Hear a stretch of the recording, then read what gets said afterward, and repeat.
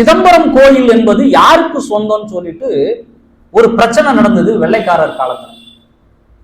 அப்போ கடலூர் மஞ்சக்குப்பத்துல நீதிபதியா இருந்தவர் வாத்தா சுப்பிரமணிய பிள்ளை. அந்த சுப்பிரமணிய பிள்ளை நீதிபதியா இருக்காரு. ஒரு பக்கத்துல தீட்சிதர்கள், இன்னொரு பக்கத்திலே அன்று இருந்த அரசு.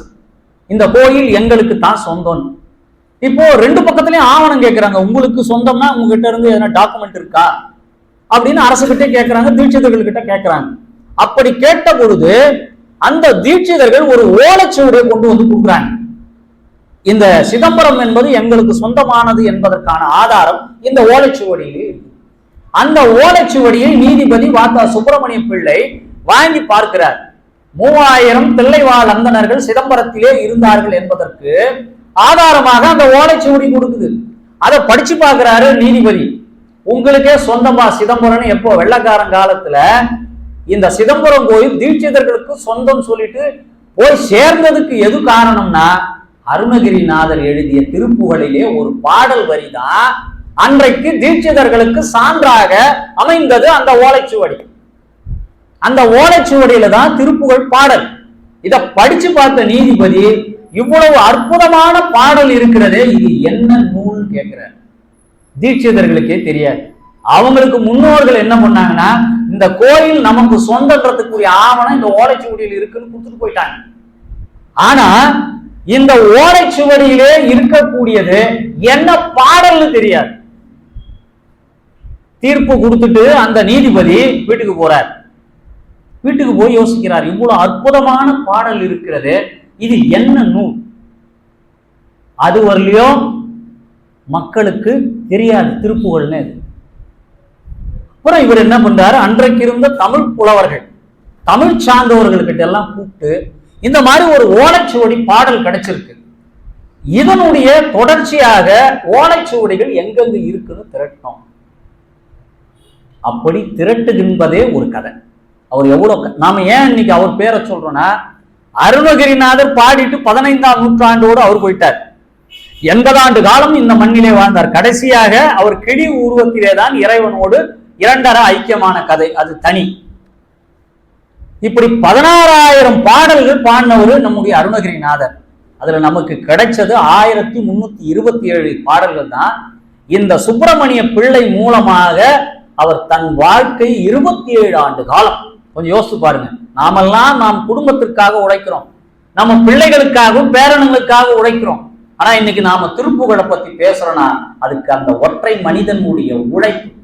இந்த நேரத்துல நாம நினைவு கொள்வோம், வாத்தா சுப்பிரமணிய பிள்ளை என்கிற நீதிபதி தான் இந்த திருப்புகழை தேடி தேடி அலைந்தார். எப்படி ஊவே சாமிநாத ஐயர் நமக்கு தேவையான சங்க கால இலக்கியங்களை தேடி கொடுத்தாரோ, அப்படி இந்த திருப்புகழை தேடி கொடுத்த பெருமை யாருக்கு சாரும் என்றால் அந்த சுப்பிரமணிய பிள்ளை என்ற நீதிபதி. அவருடைய பிள்ளை அவருடைய மகன் தணிகை செங்கல்வராய பிள்ளை என்பது. அவர்தான் முதலாக யாரு, சுப்பிரமணிய பிள்ளையினுடைய மகன். அவர்தான் என்ன பண்றாரு, இதற்கு முதல் முறையாக உரை எழுதுறார் திருப்புகழ். அதன் அடிதொட்டு வந்தவர் யாருன்னா நம்முடைய வாரியார் சுவாமி. தொடங்கி வைத்தவர் செங்கல்வராய பிள்ளை. அவர் அடிதொட்டு அதற்கு ஒரு விரிவுரை தந்து திருப்புகழை பார்த்த உடனே பயந்து ஓடினார்கள். படிக்கவும் வரல, பாடவும் வரல, சந்தமும் தெரியல, நயமும் தெரியல. இதை முழுமையாக கொண்டு வந்து சேர்த்த பெருமை நம்முடைய வாரியார் ஒருவரை தான். வாரியார் ஒருவர் இல்லை என்றால் திருப்புகழ்னா என்னன்னே தெரியாது. அதை ஒவ்வொரு காலகட்டத்திலும் ஒரு மனிதர்களை இறைவன் தீர்மானித்து அனுப்புறான். நாம நினைக்கிறோம், சில அநியாயங்கள் அக்கிரமங்கள் நடக்கின்ற போது இதை தட்டி கேட்க ஆள் இல்லையே என்று யோசிப்போம். இந்த உலகத்தையே ஆட்டி படைத்த ஹிட்லருடைய கடைசி காலம் என்னவான? அவன் வாழ்ந்த காலத்திலே மனிதர்கள் என்ன நினைச்சிருப்பாங்க, இவனை இறைவன் அழிக்க மாட்டானான்னு நினைச்சிருப்பாங்க, நம்மை போலவே. ஆனா கடைசி அவன் முடிவு, அவன் உடல் கூட கிடைக்கவில்லை, பெட்ரோல் ஊற்றி எரித்தினார். அதனால் அநியாயம் அக்கிரமம் செய்பவர்களை நாம் பார்க்கின்ற பொழுது என்ன நினைப்போம், கடவுள் இல்லை போலது, கடவுளுக்கு கண் இல்லை போலது. அரசன் அன்று கொள்வான், தெய்வம் நின்று கொள்வான். ஏனென்றால் இறைவனுக்கு நல்லவனும் பிள்ளைதான், கெட்டவனும் பிள்ளைதான். ஒரு தாய்க்கு எப்படி 5 பிள்ளைகள் இருந்தாலும் அதில் ஒரு 3 பிள்ளைகள் ஒரு மாதிரியும் 2 பிள்ளைகள் ஒரு மாதிரி இருந்தாலும் தாய் எப்படி 5 பிள்ளைகளையும் அரவணைப்பாளோ அப்படித்தான் இறைவனும் நல்லவனையும் பார்ப்பான், கெட்டவனையும் பார்ப்பான். நல்லவன் என்ன நினைக்கிறான்? கெட்டவனுக்கு எதுவுமே அழிவு வரலையேன்னு நினைப்பான். அப்படி கிடையாது. இறைவன் அவனுக்கு சில வாய்ப்புகளை கொடுப்பான். ஒரு மனிதன் திருந்துவதற்கான, எப்படி கீழ்கோர்ட்டில் இருந்து நம்ம என்ன பண்றோம், உயர் நீதிமன்றம் போறோம், உச்ச நீதிமன்றம், ஏன் கீழ்கோர்ட்டு சொன்ன தீர்ப்பையே சரின்னு சொல்லிட்டு தூக்குல போட்டுடலாமே, ஏன் போடாம உச்ச நீதிமன்றம் வரையும் போறான்? உச்ச நீதிமன்றம் தான் கடவுளுடைய கோர்ட். அந்த கோர்ட்டுக்கு போனாதான் இறுதி தீர்ப்பு கிடைக்கும். அதனால் நமக்கு பிடிக்காதவர்களுக்கு அவனுக்கு ஒன்று நேர்ந்து விடாதா என்று நாம் நினைப்போம். இறைவன் நினைக்க மாட்டான். ஏன்னா அவனும் அவன் பிள்ளை என்ற காரணம். 6 முகம் பற்றி நம்முடைய அருணகிரிநாதர் ஒரு பாடல்ல சொல்றார். 6 முகம் எதுக்காக முருகனுக்கு இருக்கு? கார்த்திகை பெண்கள் ஒன்றாக சேர்த்தார்கள், உமையவள் வந்து ஓர் உருவம் கொடுத்து அவருக்கு 6 முகன் என்று பெயரிடுகிறார். முதல் முகம் ஏறு மயில் ஏறி விளையாடு முகம் ஒன்றே. மயில் மேல ஏறி விளையாடுறதுக்காக அவனுக்கு ஒரு முகத்தை சிவபெருமான் கொடுத்தான். ஈசருடன் ஞான மொழி பேசும் முகம் ஒன்று. ஈசனோடு ஞானத்தை அவன் சொல்கிறான். என்ன ஞானத்தை சொல்றான்? பிரம்மனுக்கு பிரணவ மந்திரம் தெரியாத காரணத்தினால் முருகப்பெருமான் அவனை கொண்டு போய் சிறையில் அடைச்சிட்டான். அப்போ சிவபெருமான் வந்து பிரம்மனை மீட்கிறார். பிரம்மனை மீட்கின்ற பொழுது முருகனை பார்த்து சிவபெருமான் கேட்கிறார், பிரம்மனுக்கு பிரணவ மந்திரம் தெரியலன்னு சொல்லிட்டு ஜெயில போட்டிய உனக்கு தெரியுமான்னு கேட்கிறார். சிவபெருமானுக்கு தெரியும், முருகனுக்கு தெரியும் என்று. ஆனால் உலகிற்கு தெரியப்படுத்த வேண்டும் என்ற காரணத்தினால் உனக்கு பிரணவ மந்திரத்தினுடைய பொருள் தெரியுமா அப்படின்னு கேட்கிறார். அதுக்கு முருகன் சொல்றார், குரு சிஷ்ய பாவனையில உட்கார்ந்தீங்கன்னா நான் பொருள் சொல்றேன். சொல்ற இடத்துல நான் இருக்கிறேன், அப்ப நான் குரு. கேட்கிற இடத்துல நீங்க இருக்கிறீங்க, அதனால நீங்க சிஷ்யன். அப்படியா? சரி, நீ பிரணவ மந்திரத்தினுடைய பொருளை சொல்லுப்பா அப்படின்னும் போது பெருமான் ஒரு விளையாட்டு காட்டினார். அவர் என்ன பண்ணாரு? முருகன் உட்கார்ந்துட்டாரு, இவரு தன்னுடைய வடிவத்தை விஸ்வரூபமாக எடுக்க ஆரம்பிச்சார். என்னதான் இருந்தாலும் பிள்ளைக்கு முன்னால தந்தை தோற்க முடியாது இல்ல. விஸ்வரூபம் எடுத்துக்கிட்டே வராரு. அவர் பொருள் சொல்றார், பிரணவ மந்திரத்தினுடைய பொருள். என்ன பண்ணிட்டாரு? இவர் வளர்ந்தே போறணும் போது முருகனுக்கு என்னன்னா, இப்ப சொல்லணும் இல்ல, சொல்லணும்னா காதுகிட்டு தான் போய் சொல்லணும். இவர் வளர வளர என்ன பண்றாரு? அவருடைய தோல் மேல போய் ஏறி உட்கார்ந்துக்குன்னு வலதுபுறத்துல சொல்ல ஆரம்பிக்கிறார். சிவபெருமான் பெற்ற பிள்ளை இல்லையா, அது போய் மேல ஏறி உட்காந்துட்டார். பொருள் சொல்ல சொல்ல அதனுடைய பொருளிலே மயங்கிய சிவபெருமான், எனக்கு சொன்னது போதுண்டா மகனே, இடது புறத்திலே உங்க அம்மா இருக்கிறா, நீ இடது புறத்தும் ஷிஃப்ட் ஆகும், வந்து எனக்கு சொன்னதை எல்லாம் உன் தாய்க்கும் வந்து சொல். இப்ப நீங்க கேட்கலாம், பிரணவ மந்திரத்துக்கு அப்படி என்னதாங்க பொருள், உங்களுக்கு தெரியுமான்னு கேட்குறீங்களா? ரொம்ப எளிதான பொருள். நீங்க ஓம் என்கிற மந்திரத்தை 3 எழுத்துக்களாக பிரிக்கலாம். எனக்கு தெரிஞ்ச எளிதானது, அதனுடைய நுட்பமான பொருள் வேதங்களுக்கும் அந்த வேதத்தை படைத்த சிவபெருமானுக்கும் முருகனுக்கும் தான் தெரியும். நாம செவி வழி கேட்ட செய்தி தான், அதனால முற்றிலும் நமக்கு தெரியும் நாம சொல்ல முடியாது. அகரம் உகரம் மகரமாக 3 எழுத்தாக பிரிவது அந்த ஓம். இந்த 3 எழுத்தை நீங்க சொன்னீங்கன்னா அது ஓம்னு உச்சரிக்கலாம். அகரம்னா என்ன? வேற ஒண்ணு இல்லைங்க. அகரம் என்பது சிவம், உகரம் என்பது சக்தி, மகரம் என்பது உலகில் இருக்கக்கூடிய அத்தனை உயிர்களும். நீங்க நான் மட்டும் இல்லை, இந்த உலகத்தில் எது எது உயிரோடு இருக்கிறதோ அவை அனைத்துமே மகரம் என்ற எழுத்துக்குள்ள அடக்கும். அகரம் உகரம் மகரம். சிவம் இல்லையேல் சக்தி இல்லை, சக்தி இல்லையேல் இந்த உயிர்கள் இயங்க. சிவம் சக்தி உயிர், இந்த 3க்கும் உள்ள தொடர்புதான் ஓம் என்கிற மந்திரத்தினுடைய பொருள். அவ்வளவுதாங்க. ஈசருடன் ஞான மொழி பேசும் முகம் ஒன்றே. இப்ப அந்த கதையினுடைய செய்தி என்னன்னா, ஒரே தெருவுல ஒரு தெருக்கோடியின் முனையில ஒரு பெரிய கோடீஸ்வரன், அதே தெருக்கோடியின் முனையில ஒரு கொடை வச்சுக்கிட்டு கிழிஞ்சு போன கொடையோட ஒரு செருப்பு தைக்கும் தொழிலாளி. ஒரே தெரு, இந்த தெருவில் முனையிலே பல கோடிகளுக்கு அதிபதி, பல தலைமுறை தின்றாலும் தீராத அளவிற்கு சொத்து. இங்க வெயில்ல கொடை பிடிச்சிட்டு செருப்பு தைக்கிறான் ஒருத்தன். இவன் என்ன பண்ணுவான்னா, காலையில எழுந்த உடனே குளிச்சுட்டு சிவபெருமான் படத்துக்கு ஒரு சின்ன மாலையை போட்டு ஒரு ஊதுவத்திய கொளுத்திட்டு கடவுளை கும்பிட்டு அன்னைக்கு தொழில் பண்ணுவான்.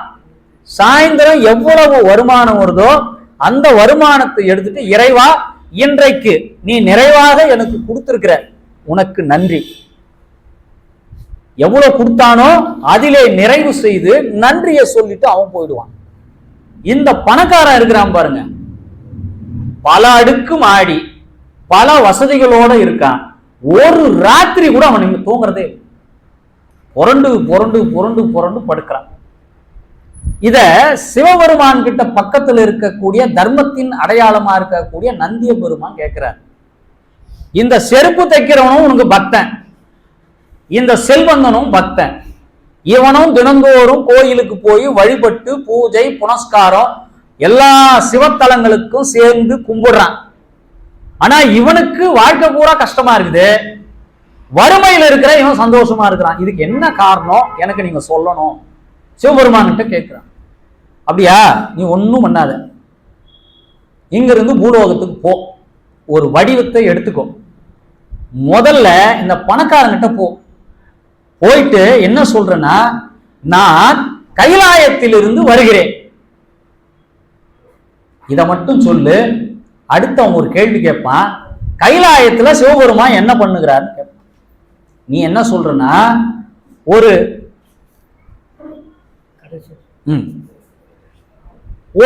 ஊசியினுடைய துவாரத்துக்குள்ள யானையை நுழைக்கிற வேலையை பார்த்துனுக்கிறாரு அப்படின்னு போய் சொல்லு.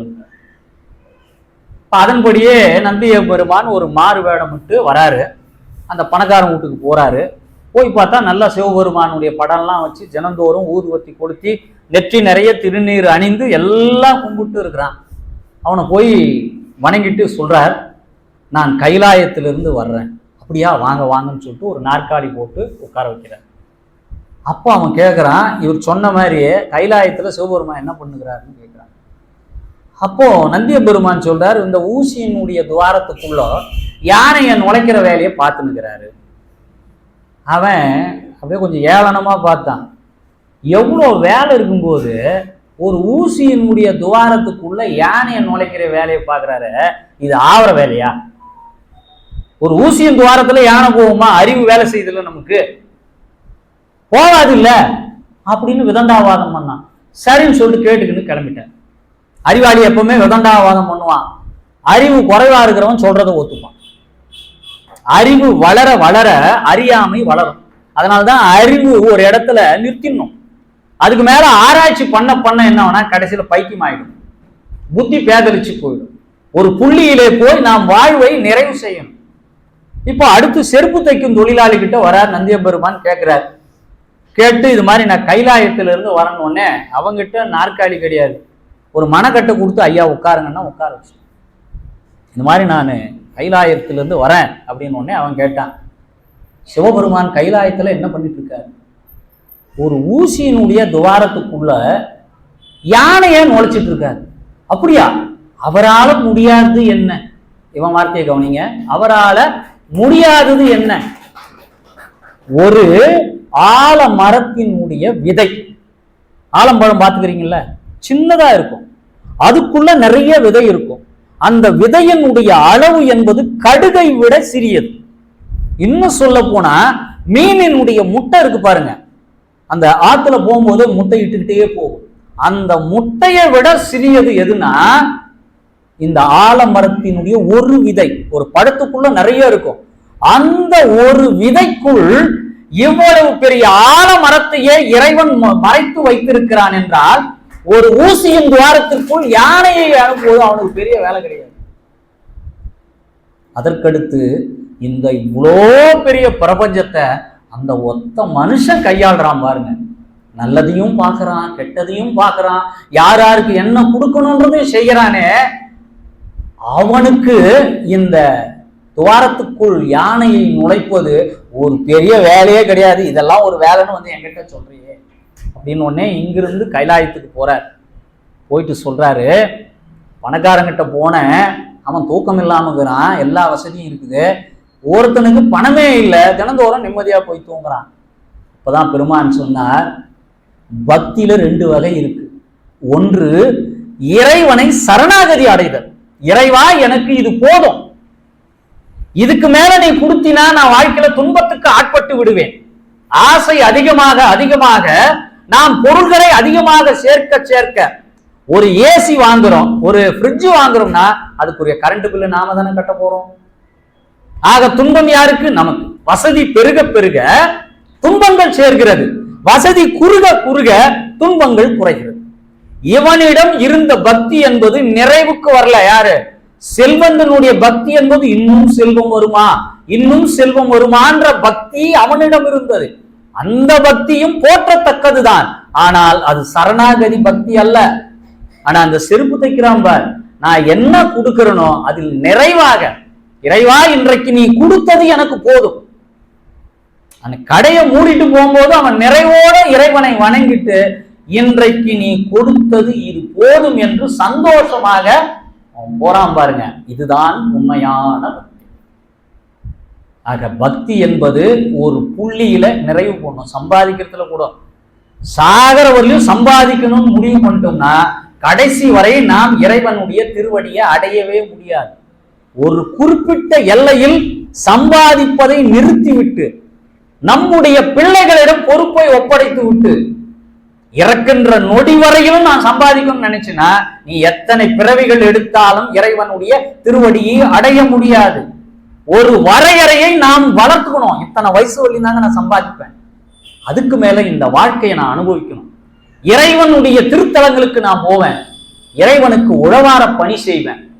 என்னுடைய நோக்கம் எல்லாம் மீண்டும் பிறவா வரம் வேண்டும், மீண்டும் பிறந்து பிறந்து இந்த உலகிலே துன்பத்தை அனுபவிக்காத நிலை வர வேண்டும் என்று நாம் எப்பொழுது எண்ணுகிறோமோ, எப்பொழுது இறைவனிடம் சரணாகதி அடைந்து இறைவா நீ கொடுத்தது போதும் நிறுத்திவிடு என்று சொல்கிறோமோ, அப்பொழுதுதான் இறைவனுக்கு உங்கள் மீதான கருணை வரும் என்று